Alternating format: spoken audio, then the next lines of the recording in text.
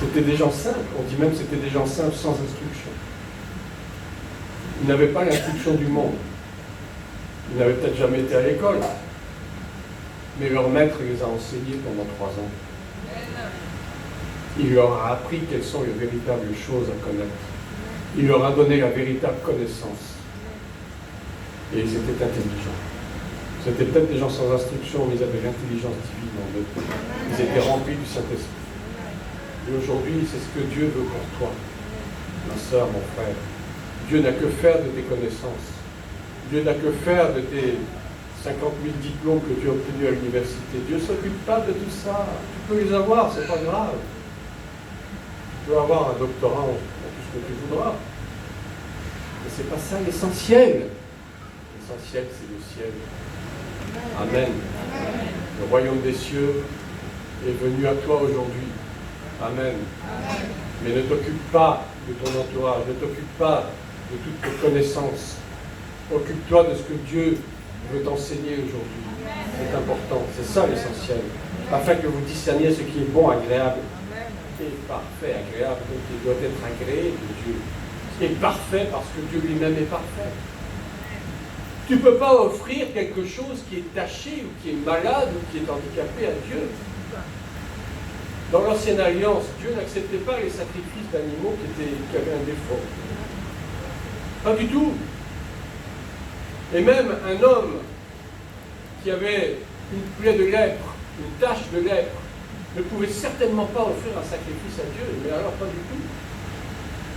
Mais aujourd'hui, nous sommes pleins de saleté, nous sommes pleins de lèpre, nous sommes pleins de rouille, nous sommes pleins de tout ce que vous voulez, et nous pensons offrir des sacrifices agréables à Dieu. Mais regarde-toi d'abord. Regarde la souillure de ton âme avant d'offrir quoi que ce soit à Dieu. Apprends à te repentir. C'est vrai, nous péchons tout le temps. Le plus petit péché, c'est quand même un péché. Il n'y a pas de petit péché, de grand péché, il y a péché tout court. Un petit mensonge est aussi grave qu'un gros mensonge, je suis désolé. Et nous tous, nous mentons d'une différente manière chaque jour. Parce que nous avons peur de la vérité. Nous n'aimons pas la vérité. Nous aimons les fausses vérités. Les fausses vérités, c'est égal mensonge. Dissimulation. Détournement. Oui, tu comprends, il ne faut pas lui faire de peine, alors je vais lui dire ça, ça lui fera plaisir. Ah oui, d'accord. Ça fera peut-être plaisir à la personne, mais pas à Dieu. Abraham a dit, c'est ma sœur, en parlant de Sarah. Abraham a menti. Même si Sarah était quand même sa demi-sœur. C'était sa demi-sœur. C'était aussi sa femme. Il ne voulait pas qu'Abimelech la prenne pour femme. Donc il a menti délibérément parce qu'il avait peur. Il avait peur. Et c'était un homme de Dieu. Donc nous tous, nous ne sommes pas mieux qu'Abraham. Nous mentons. Nous trichons. Nous volons. Ah oui, nous volons.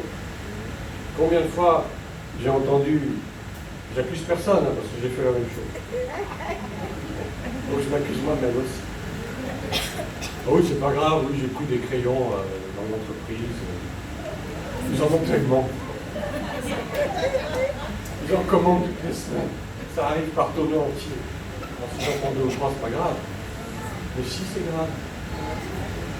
J'ai emprunté un livre à telle sœur il y a 18 ans. J'ai oublié de lui rendre. Je vais le garder parce qu'il me plaît. Tu as voulu. Mais vous croyez que Dieu ne vous demandera pas compte de ces choses un jour? Dieu n'oublie rien. Hein? Il a une mémoire infinie. Et nous avons une mémoire tellement courte.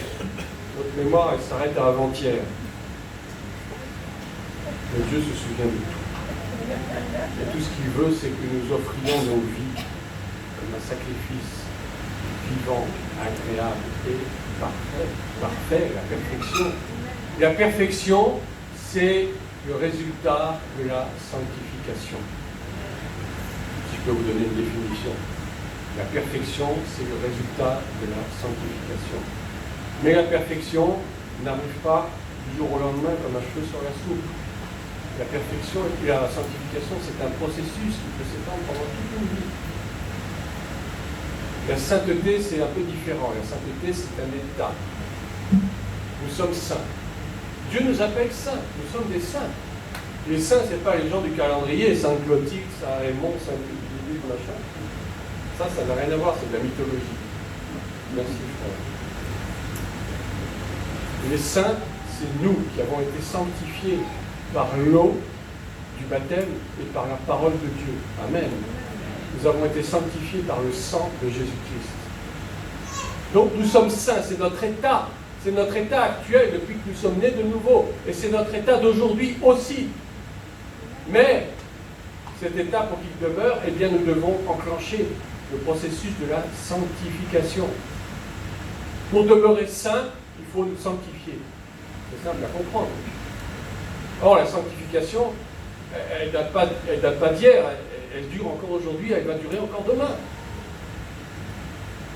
Mais nous sommes saints, c'est notre état naturel en tant que fils et filles de Dieu. Nous sommes appelés des saints. C'est comme ça qu'on appelait les disciples. Dans Actes des Apôtres, on les appelait les saints. C'était les frères et les sœurs des assemblées. C'était les saints. Ils étaient saints parce qu'ils appartenaient à Christ. Voilà. Si tu es saint aujourd'hui, c'est parce que tu appartiens à Christ.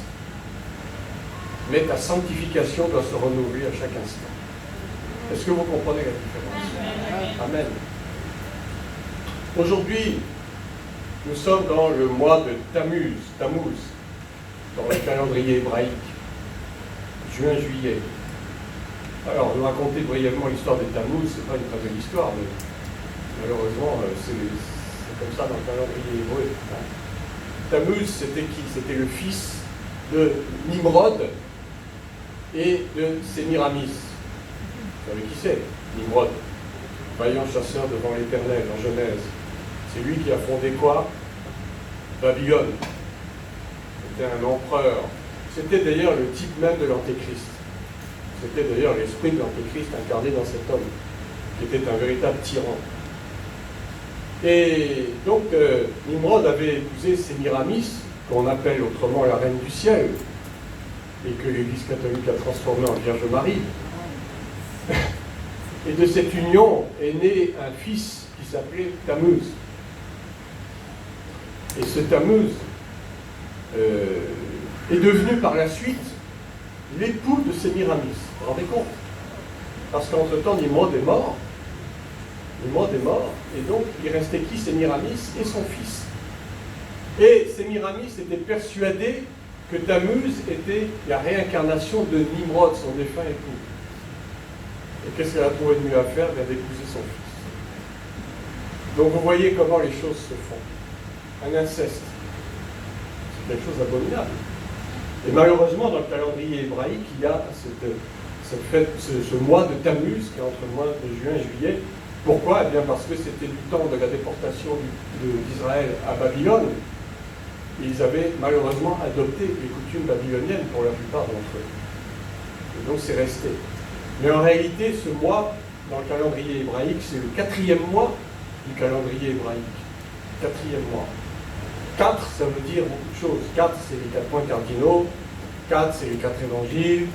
4, ce sont les 4 animaux qui siègent autour des 4 personnages qui siègent autour du trône de Dieu. Et donc, Tammuz, c'est aussi le mois où Moïse, en fait le 17e jour du mois de Tammuz, selon la tradition rabbinique, la tradition hébraïque, c'est le jour où Moïse a brisé les tables de la loi. Vous vous souvenez de cet épisode? Moïse était tellement énervé par le comportement du peuple qui s'était prostitué à une idole, le veau d'or. Le veau d'or qui est en fait la matérialisation d'un dieu égyptien, Apis, à la forme d'un taureau, justement. Et donc Moïse était tellement énervé qu'il a brisé les tables de la loi. Or, il y a une révélation très puissante dans ce brisement de la table de la loi. Ça révèle qu'en fait, c'est le corps de Christ qui a été brisé. Pourquoi? Bien parce qu'en brisant les tables de la loi, quelque part, sans le savoir même, Moïse brisait tout ce qui était de l'ancienne alliance qui n'avait plus cours, qui n'aurait plus cours après la venue de Christ. Et en fait, Christ a été brisé, on dit son corps a été brisé à la croix. Pourquoi il a été brisé? Justement, pour nous donner une nouvelle alliance. Donc le brisement des anciennes tables a donné naissance à de nouvelles tables. Et ça, c'est une symbolique très puissante entre l'ancienne alliance et la nouvelle alliance par rapport au brisement du corps de Christ sur la croix. Et ce brisement de Christ nous montre que nous aussi, nous devons être brisés. Amen. Le brisement de Christ doit entraîner notre propre brisement. Et justement, le brisement, ça fait partie de la sanctification. C'est pour ça que ces deux passages sont en rapport étroit. S'il n'y a pas brisement de notre propre vie, de nos propres corps, alors nous ne verrons pas Dieu agir dans nos vies. S'il n'y a pas renoncement aux œuvres mortes dans notre vie, alors nous ne verrons pas Dieu agir. Amen. Et le brisement de Christ doit être pour nous quelque chose de constamment présent dans nos pensées. Lui qui n'a commis aucun mal, lui qui est né sans péché, il a fallu que son corps fût brisé pour que nous puissions avoir la vie. Amen. Et de cette même façon, nos corps aussi doivent être brisés. Nous devons passer par la croix. Nous devons passer par Gethsémané. Gethsémané, en hébreu, ça veut dire le pressoir à huile. Le pressoir à huile. Comment est-ce qu'on obtient l'huile? Eh bien, on prend des olives et on les concasse. On les passe dans un broyeur qui fait la séparation entre les déchets. Et puis, qu'est-ce qui reste? C'est l'huile.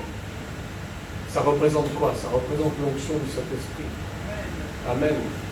Gethsémané, pour nous, ça doit représenter le moment où nous sommes broyés, nous sommes concassés.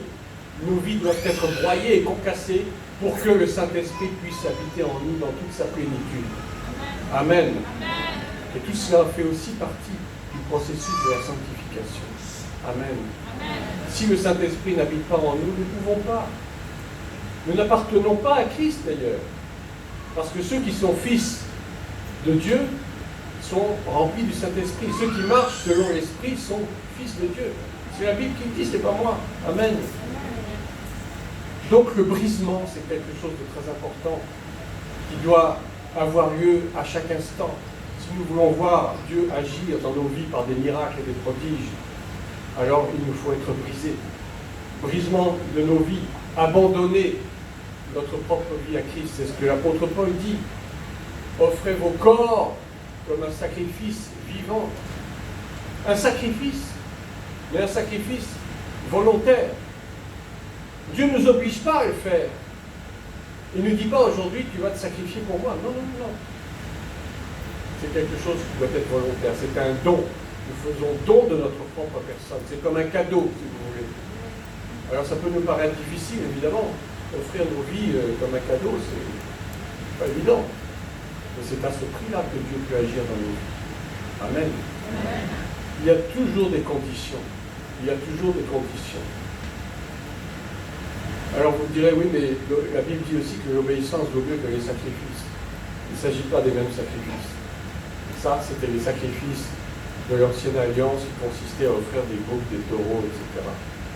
L'obéissance vaut mieux que le sacrifice. Et c'est notre obéissance qui est aujourd'hui notre sacrifice.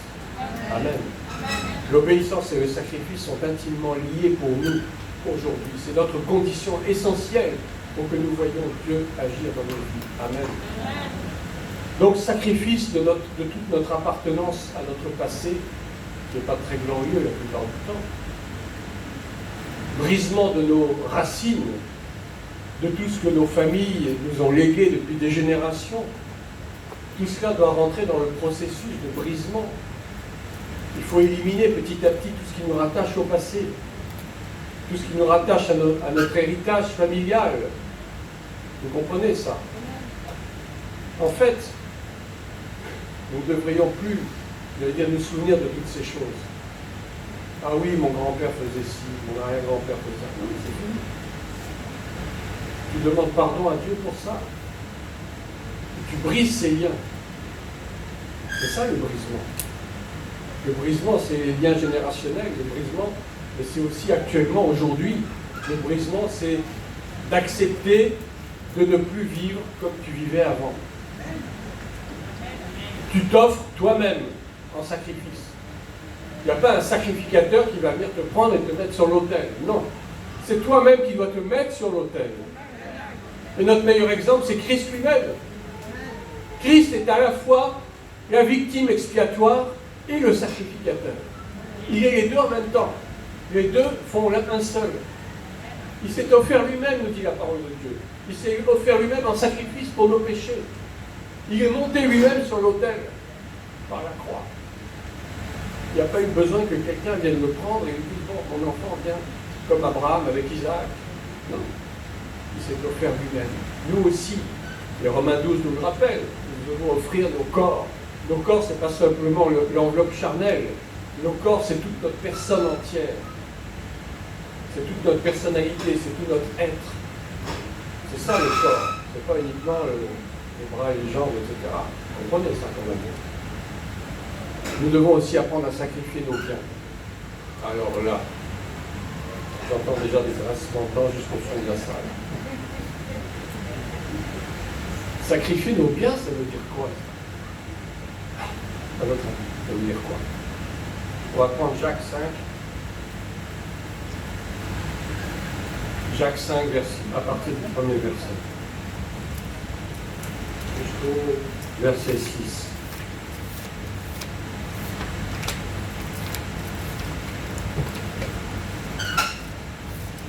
La parole de Dieu déclare dans Jacques 5, à partir du verset 1. À vous maintenant riches, pleurez et gémissez à cause des malheurs qui tombent sur vous. Vos richesses sont pourries et vos vêtements sont rongés par les peines. Votre or et votre argent sont rouillés, et leur rouille s'élèvera en témoignage contre vous et dévorera vos chairs comme un feu. Vous avez amassé des trésors dans les derniers jours. Voici le salaire des ouvriers qui ont moissonné vos champs et dont vous les avez frustrés. Et les cris des moissonneurs sont parvenus jusqu'aux oreilles du Seigneur des armées. Vous avez vécu sur la terre dans les voluptés et dans les délices. Vous avez rassasié vos cœurs au jour du carnage. Je continue. Oui. Vous avez condamné, vous avez tué le juste qui ne vous a pas résisté. Amen. Amen. Là, il s'adresse aux riches, mais je vais dire, mais ce n'est pas tous les riches qui sont comme ça. Pas tous, mais beaucoup. Et nous-mêmes, nous sommes comme ça aussi. Reconnaissons. Reconnaissons que nous n'aimons pas sacrifier nos vies. Reconnaissons que nous préférons gagner beaucoup d'argent pour avoir une vie confortable. Une fois encore, le confort, le conformisme. Dieu n'a rien contre la richesse, ce n'est pas ça que je veux dire. Dieu n'a rien contre le fait qu'un jour tu sois prospère.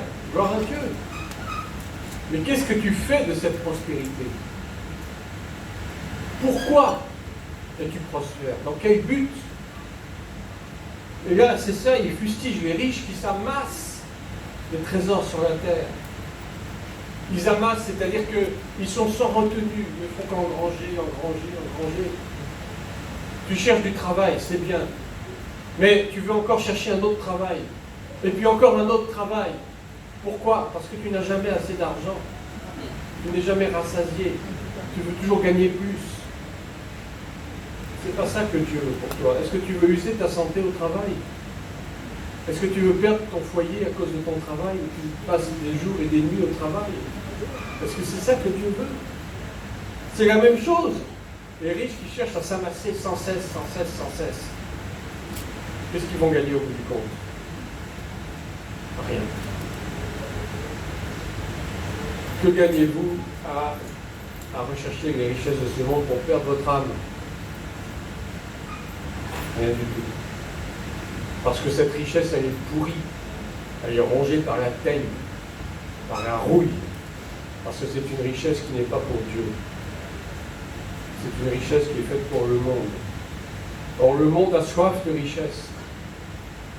Le monde a besoin de richesse. Le monde a besoin d'hommes fortunés, de femmes fortunées. Pourquoi? Pour s'enorgueillir davantage encore. C'est pas ça que Dieu veut pour nous. Parce que sinon la teigne et la rouille vont nous atteindre. La lèpre, toutes ces maladies-là vont nous toucher. Mais si nous acceptons de sacrifier nos biens, c'est-à-dire de donner ne serait-ce qu'une part de ce que nous gagnons à Dieu, pour l'œuvre de Dieu, sans contrainte, sans obligation. Personnellement, moi je ne sais pas vous, je vous donne mon opinion. Jamais on me forcera à donner à Dieu. Jamais. Les offrandes obligatoires, j'aime pas ça. Maintenant, chacun fait son choix. Et si je veux donner à Dieu, je le fais volontairement. Amen. Parce que c'est ça le sens du sacrifice. C'est donner volontairement. Mais si on nous dit tout le temps, donne, donne, donne, donne, donne, il y a beaucoup d'églises où c'est ça, tout le temps, du matin au soir. Oui, il faut donner pour ça, il faut donner pour ci, il faut donner pour ça, il faut acheter la voiture du pasteur, oh, ça suffit. C'est pas de Dieu, ça. Le harcèlement financier, vous voyez ce que je veux dire? Peut-être que ça déplaît à certains ce que je dis, mais c'est pas grave. Détestez-moi, c'est pas un problème. J'ai l'habitude.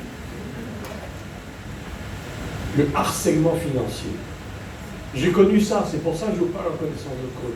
J'ai connu ça dans les assemblées multiséculaires que j'ai fréquentées auparavant.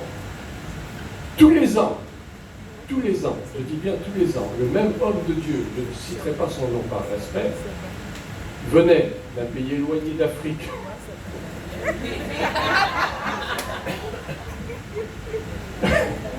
Je ne citerai pas le nom. Un pays anglophone. Une année, la première année où il est venu, c'était en 2002, je crois. À la fin du culte, il va faire une offrande spéciale pour l'église. On parle en anglais. Vous allez donner 2002 €. Parce que ça correspond à l'année 2002. Déjà, cherchez l'erreur. Vous allez donner 2002 €. Alors que ceux qui veulent donner 2002 € viennent se placer là, à ma droite. Le Seigneur m'a montré qu'il y a 30 personnes qui doivent donner 2002 €. Et bien comment cela, mais 30 personnes qui se sont levées. L'année suivante, 2003.